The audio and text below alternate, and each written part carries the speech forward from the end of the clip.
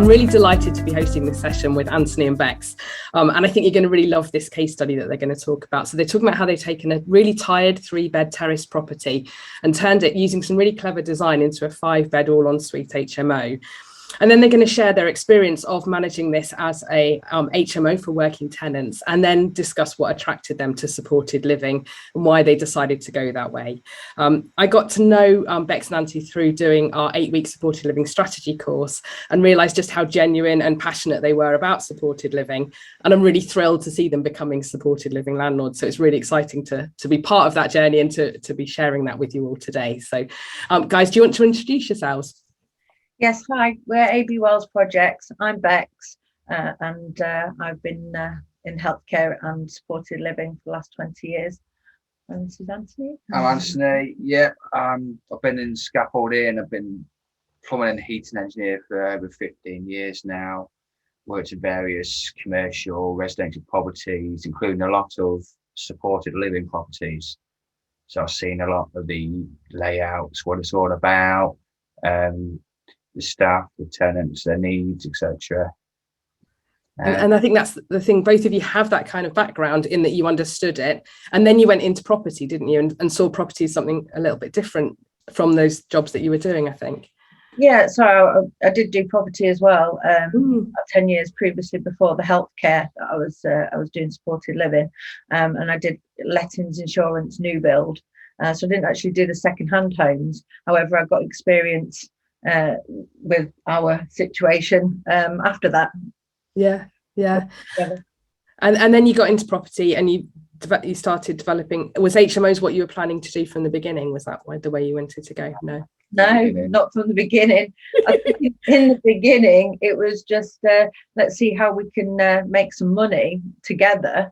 We did have our own houses separately, and then what we did is when we got together we combined that, and then we did flips while living in them. Okay. And then we thought, right, this is not right. If we really want to get into this, we're going to do it properly. So we took up some education with Legacy Education, now Asset Academy, and went on some courses. So that's where we started. And then it was various strategies, and then we had to, get started on a smaller model and work our way up. Starting on buy-to-lets and HMOs, and now supported living. Yeah. So what was it about supported living that appealed to you guys? Well, we've as much as we've got it in the family, we've got needs in the family, mental health and autism. We've also then, throughout our careers, we've experienced that. So I've worked in supported living houses. Anthony's worked in supported living houses also. So we know what's needed out there, and we just wanted to get to that level, but we just didn't know how. So I think the first point of call was learn about property first, and then see where we got to after that. Yeah, absolutely. And I think the fact that you've got that professional background, in working with supported living situations, and that family experience as well. Both of you have family experience, don't you, of individuals in your family who need the support. So you really kind of understand it from lots of different angles. And I think that's something about you guys, that you really kind of get it, but you don't need to do that. I think that's one of the things property investors are often a bit scared and think, I don't have any skills, I don't understand it. But actually, you don't need to have an in-depth knowledge of supported living. You need to understand how the strategy works and make sure you're doing it safely. But absolutely, you don't need to have that background in it. Absolutely, it's really key. The property we're going to talk about today, I'm going to share my screen now, and I think if we can sort of maybe just talk through the property, so people can see that we're all used to these lovely flowery carpets, aren't we, for our before photos. Do you want to talk a little bit about the property for us? Yeah, so it was a tired 3-bed terrace house. It was an older gentleman that lived there. He'd sorted out other accommodation for himself, or one level. So we got it for a good price. Like I say, it needed a lot doing. You can see the archway there. That's a living room, dining room that comes off the kitchen downstairs. So We So blocked go on that to that floor. Is Oh, that helpful to do the floor plan now? Yeah, yeah. So we blocked the archway up, moved the kitchen from the back into the middle room. So we've got the bedroom at the back, the bedroom at the front, the shared communal kitchen. We then changed the window, as you can see in the middle there, into a door so all the residents can get out into the back. The back bedroom downstairs has got its own door to go outside, which is an extra bonus for them. Where the kitchen was. Yeah. Yeah. Upstairs, we took out the bathroom to make a small ensuite for the back bedroom. The front bedroom was a bit bigger, so we pinched a bit of room for the back-to-back ensuites for the middle bedroom there. The beauty of this property is we was able to put the boiler, the big pressurized hot water cylinder in the loft, and there's also a basement, so we was able to run the stack waste pipe straight down the middle to pick up all the en-suites, the new kitchen, straight into the basement and out into the back garden, which slopes down, if you know what I mean, so it comes out the bottom of the steps into the existing stack pipe. It's all back to brick, so we did it all speed fit plastic pipe.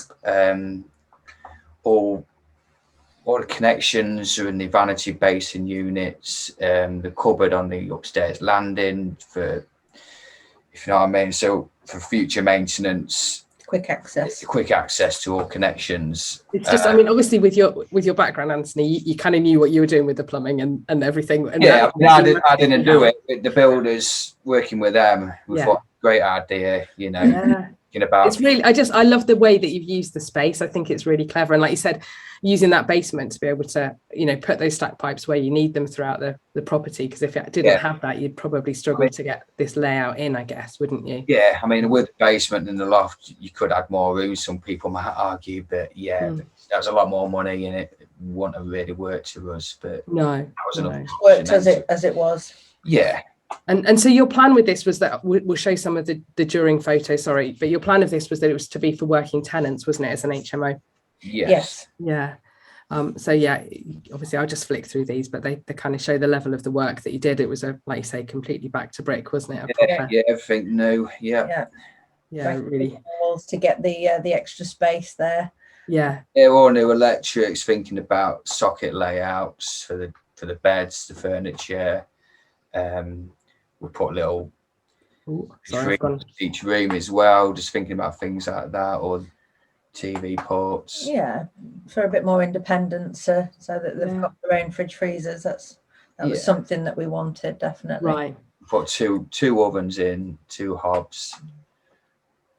Just thinking about the tenants, you know, if you've got 5 people in one house, sharing all one fridge freezer is no good, and also cooking at the same time. So yeah, you just have to think about these things in the HMO. And we tried, and a really lovely finish that you've done it to. I mean, we tried our best to do a high spec. So and I think that comes across, doesn't it? It comes across really well. So your plan had been, we'll go on to some of the numbers, because I know everyone loves numbers, to get their heads around the deal and see what it was. And obviously it's a brilliant deal. You got it for a great price. This was in 2019 you bought it, isn't it? Is that right, guys? Yeah. And then you've got obviously your refurb there. You're saying all in costs, including your bridging and everything, was about 50, wasn't it? Yes, it was. And then you got a nice done up value of 160 at the time, which was great. So you could mortgage it and pull out most of your funds. So that was fantastic. Yeah, really well done on that one. But I think this is the bit that really interests me, is you were saying, you know, for the first year it worked really well, and you found it was tenanted, didn't you? And you found that, you know, you managed to keep your tenancy up. Though obviously you'll have had some changeover, because HMOs at this are all, you know, they're never, or very rarely, fully tenanted. But so if it was fully occupied, you'd get £2,166 per month, which is a headline number, looks really lovely, doesn't it, with an HMO? But actually when you work out your net profit at the end of the month, and this is if it is fully occupied, isn't it, you're looking at about 753 was around where you were, which is a really nice number, you know. But anyone who's managed HMOs knows that actually in reality you don't have them fully tenanted all the time. You often have oh, this just needs fixing, or there's this bit here, or something needs doing. And also it's a lot of work, isn't it, managing an HMO? It's, you know, but then, as you were saying to me last year, you had a couple of, was it one tenant move out, or a couple of tenants move around? And well, a few, yeah, after the company let. So we did it on the premise that we would have companies in, and that was great. You know, we thought all day long that's going to work, and we did get a really good amount for the rental each month. But unfortunately the company rents changed, the system changed, so they had to be individual tenants then, through the same company, and it just wasn't flowing the same. And then through COVID, we've just lost quite a few tenants. Either they lost their jobs, went somewhere else, etc. So we was having a lot of voids. But yeah, I mean, it was a tough year, wasn't it, for so many people last year? But yeah, of course.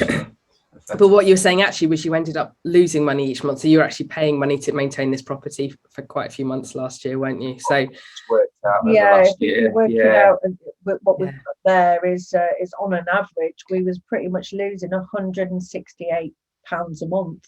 Some months would do well, which was great, but then, you know, it'd go back into the pocket the next month and so forth. So we did have a bad tenant as well for a little while, which caused a bit of damage, more maintenance, and more problems. And I think anyone who's managed HMOs is going to resonate with what you're saying here. You know, whether they're student HMOs and the student market changes, whether they're let to companies, you know, whatever it is that the plan was for it. Sometimes things do change, and you do end up having these periods in a property, don't you, where you're left with this. And I know. Then obviously you discovered I think, Bex, to start with, you decided you wanted to do supported living with this property when you were phoning round. Is that right? Yeah, so through COVID, that's what we thought. You know, I'd seen the model around. I just thought, why not give it a go? I'll ring some providers and email around and ask whether they'd need a property, but I didn't have much luck at all. Couldn't get nowhere. No. And I think, you know, you were working, you know you're working in this space, you know who to ask for, who to communicate with, and you were still finding you were getting stonewalled by the providers and not really getting anywhere. Is that right? Very difficult. Yeah, I think it's because we haven't had experience in the field, especially as you know, a landlord in that way. But I tried to put it across that we've got the experience as our background. But still nothing. I mean, I know that it was a difficult time for everyone anyway, and they probably thought the same. But yeah, exactly through that same year, you popped up on social media. So just amazing. Yeah. Exactly what we needed. And so you guys came and did our course, didn't you? Which was brilliant, and it was great having you guys with us. Yeah, we learned an awful lot through that. And we thank you guys for guiding us through it, holding our hands all the way through, basically. I don't know. Oh no, it's great. It's what we're here for. And then you put this property up on the gateway, didn't you? And how was that experience? Yeah, that was last November. That was fairly easy. We just put up all of our pictures. You know, a lot of people that would go on there, they'd think, oh, if they've got a property already, you know, you can put the property on the gateway, and it's already property there available.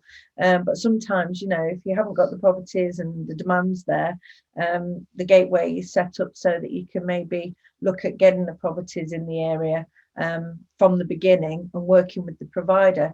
So that's what Rich is talking about later. Let's yeah, no, it's fine, don't worry, we'll not steal Rich's thunder for later. Yeah, we really like that idea, and but this was just, you know, to test the waters. We put our property on there, and we did have a bit of interest. So we've had a few care providers, one no show, but it was just what we wanted when this care provider came along. Yeah, the other providers, I don't know, just didn't work. It wasn't right for us, wasn't right for them. No, whatever. But it's a really personal decision about whether you're happy working with a provider. And as you said, you know, providers will view the property and it won't be right for them as well. You know, it's like all of us, we do lots of viewings before we make decisions on properties, don't we? So sometimes you'll get a few viewings from providers and they won't go anywhere.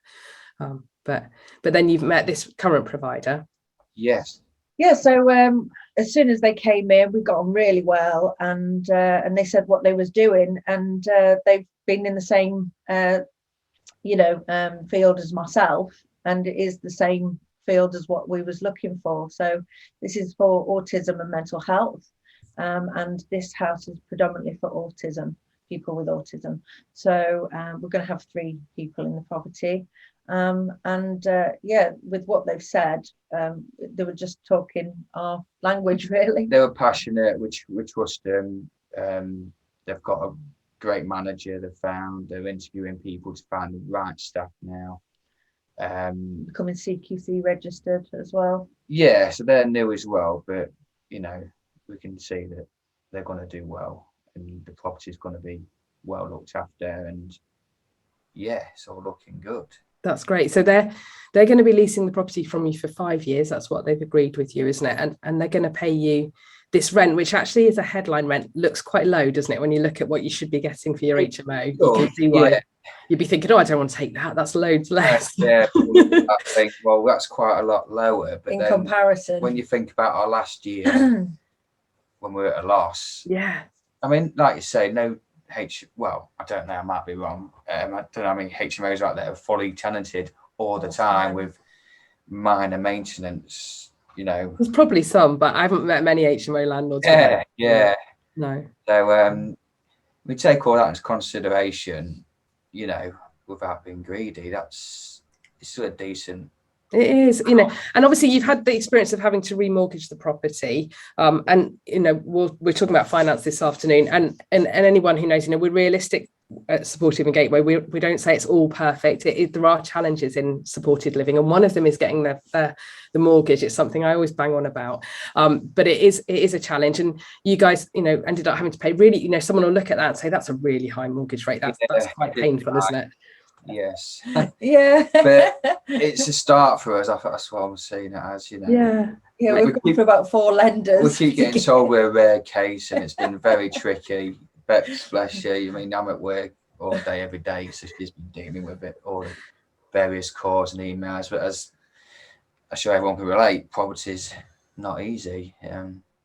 It's what you want in the long run, and especially if this is going to work for our business model, and also with what we're doing with the care providers, it's just a win-win. We just feel like we're also helping, and we can move forward with this care provider. This is the start of it all. So you guys feel like going forward, you're going to have this relationship with this provider, aren't you? Where you're going to be, you've already spoken to them about future properties that they need and working together to help them find those properties, haven't you? Yes, we hope so. Yeah, massively. I mean, the property that we've got is actually in Doncaster, but the care provider are actually an hour away almost. So they've had to look within an hour vicinity for their residents, and this came up, and there was just no other landlords in the area that were going to do this for them. So that's where we're looking next, in their area. Fantastic. So you can carry on working together. And the thing about the supported living, so your profit there that's going to be money every month. They're committing to pay that to you every month. That's that is going to be coming into you for 5 years.